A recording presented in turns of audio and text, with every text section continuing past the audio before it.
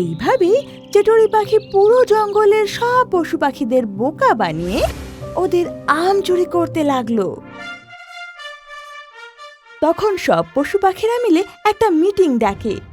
তোমরা সবাই কি ঠিক বলছো যে চটুরি পাখি আম চুরি করছে? হ্যাঁ হ্যাঁ মহারাজ, আমরা একদম নিশ্চিত। দুষ্টু মিষ্টি বান্দর আর অন্যান্য পশু পাখিদের বোকা বানিয়ে ওদের আম নিয়ে গেছে। তাহলে আপনারা কি সিদ্ধান্ত নিতে চান? এই ব্যাপারে আপনাদের সিদ্ধান্ত শুনতে চাই আমি, কারণ আপনাদের সবার সমস্যা হয়েছে। মহারাজ, ওকে জঙ্গল থেকে বের করে দেওয়া উচিত। না না, আমরা তা করতে পারি না। ওটা ওর বাসা, আর আমরা কারুর থেকে তার বাসা কেড়ে নিতে পারি না। আমরা এক কাজ করতে পারি, ওকে কোনো উৎসবে ডাকা হবে না, আর কেউ ওর সাথে কথাও বলবে না। হয়তো এতে ও শিক্ষা পেতে পারে। হ্যাঁ হ্যাঁ মহারাজ, তবে এটাই ঠিক হবে।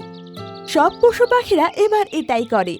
চটুরি পাখির সঙ্গে না কেউ কথা বলে, না ওকে কোনো উৎসবে ডাকে।